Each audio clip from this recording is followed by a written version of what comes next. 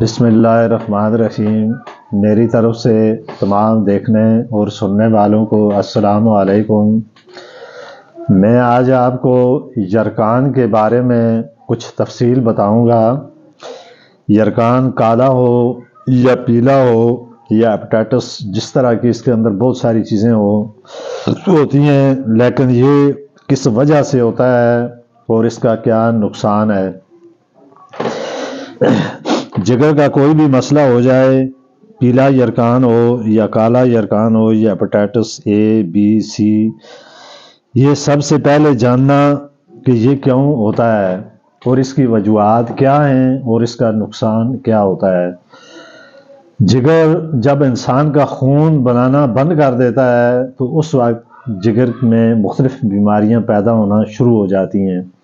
تو بیسیکل انسان کے معدے میں اور جگر میں گرمی ہوتی ہے، اور اس گرمی کی وجہ سے پھر آہستہ آہستہ جگر خراب ہونا شروع ہوتا ہے، پھر اس کی وجہ سے آگے مختلف بیماریوں کی شکل میں پیلا یرکان، کالا یرکان، اے بی سی، یہ چیزیں تمام اس یرکان کی وجہ سے یا اس جگر کی بیماریوں کی وجہ سے ہوتی ہیں۔ اس میں کچھ ہماری اپنی خوراک جو ہم استعمال کرتے ہیں اس کی وجہ سے ہے، اور کچھ ہماری اپنی غلطیوں کی وجہ سے جو ہم بر وقت اپنی ان بیماریوں کا علاج نہیں کرواتے، اس کی وجہ ہوتی ہے۔ تو میرا یہ یوٹیوب چینل آپ اس کو دیکھیں، سبسکرائب کریں، تاکہ ہر آنے والی ویڈیو کا نوٹیفیکیشن آپ تک بآسانی پہنچ سکے، اور اس کو آپ لائک بھی کریں۔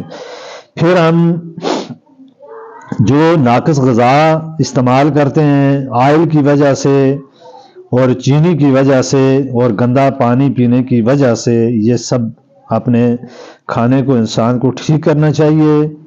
آپ صرف میری 5 باتوں پر عمل کریں تو انشاءاللہ تعالی اس بیماری سے آپ کو ہمیشہ کے لیے چھٹکارا مل جائے گا۔ مثلا مٹی کا برتن میں کھانا پکائیں، سرسوں کے تیل میں کھانا پکائیں، اور چینی کی جگہ گڑ یا شکر کو آپ استعمال کریں۔ آٹا پتھر کی چکی سے پسوا کر کھائیں، اور پانی کو ہمیشہ مٹی کے برتن میں رکھیں اور مٹی کے گلاس میں پئیں۔ تو اس میں یہ طب کے مطابق یہ چیزیں ہیں، آپ ان کے مطابق عمل کریں تو اس سے انشاءاللہ آپ کی ان تمام بیماریوں سے آپ کو ہمیشہ کے لیے چھٹکارا بھی ملے گا، اور ان بیماریوں سے اپنے آپ کو بچا سکیں گے۔ اس کے علاوہ کلونجی اور میتھی دانہ پانی میں ملا کر یہ پئیں، یعنی اس کو آپ پانی میں بھگو کے رکھ دیں اور اس کا آپ جو ہے نا پانی پئیں۔ پھر ادرک، لہسن، پودینہ اور انار دانہ کی چٹنی بنائیں۔ یہ چٹنی تقریباً 100 بیماریوں کا علاج ہے۔ عام ایک یہ نہیں کہ آپ چٹنی آپ بنا کے کھاتے رہیں اور اس کو کہیں گے یہ 100 بیماریوں کا علاج ہے۔ جتنی چیزیں میں نے گنتی کر کے آپ کو بتائی ہیں، اس ترتیب سے آپ اس کا علاج کریں تو یہ آپ کی شوگر کے مریض کے لیے بھی فائدہ مند ہے۔ یہ چٹنی آپ کھائیں تو اس سے شوگر کو کافی حد تک کنٹرول ہو جائے گا۔ اس چٹنی کو ہمیشہ اپنے کھانے کے ساتھ 1 چمچ 2 ٹائم آپ استعمال کریں، شام کو بھی اور دوپہر کو بھی۔ معدے کے مریض کے لیے یہ چٹنی بہت اکثیر کی اہمیت رکھتی ہے۔ صرف 2 ہفتے یہ چٹنی مکمل کھائیں، زندگی میں کبھی آپ کے معدے میں درد نہیں ہوگا۔ آپ یہ ذہن میں سوچیں گے کہ چٹنی کھانے سے، لیکن جس طریقے سے میں نے بتایا اس طریقے سے کھائیں۔ اور جن کو بھی یرکان ہو وہ کلونجی اور میتھی دانے کا پانی پیے، ادرک، لہسن، پودینہ اور انار دانے کی چٹنی کھائے، اور اس کے ساتھ تلمینہ یہ بھی آپ استعمال کریں۔ تو یرکان کے مریضوں جون کا دلیا زیادہ کھائیں۔ اس کے علاوہ اجامہ جس کو کہتے ہیں، یہ بھی آپ کوشش کریں۔ اجامے کے بارے میں یہ سنت طریقہ بھی ہے، اور اس کے بارے میں یہ بھی حکم ہے کہ کم از کم اگر پہلے تو سال میں 1 آدھ دفعہ کروانا چاہیے، اگر سال میں 1 آدھ دفعہ نہ ہو سکے تو زندگی میں 1 دفعہ ضرور کروانا چاہیے، کہ اس سے جو گندا خون ہے وہ اندر سے نکلتا ہے۔ تو اجامہ کرانا یہ اس کی سنت بھی ہے اور بے شمار بیماریوں کا علاج بھی ہے۔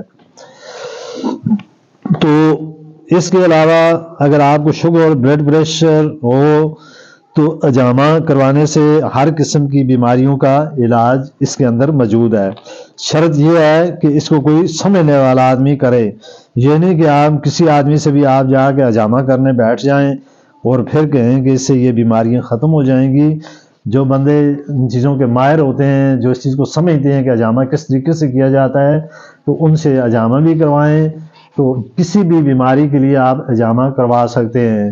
اگر آپ کے جسم میں خارش ہو رہی ہے، آپ کی جلد خراب ہو رہی ہے، آپ کے گردوں کا کسی چیز کا مسئلہ بھی ہے، تو آپ اجامہ کرائیں۔ یہ بھی حضور پاک صلی اللہ علیہ وسلم کا سنت طریقہ ہے، اور اس طریقے سے آپ اپنی بیماریوں کا علاج بھی کر سکتے ہیں۔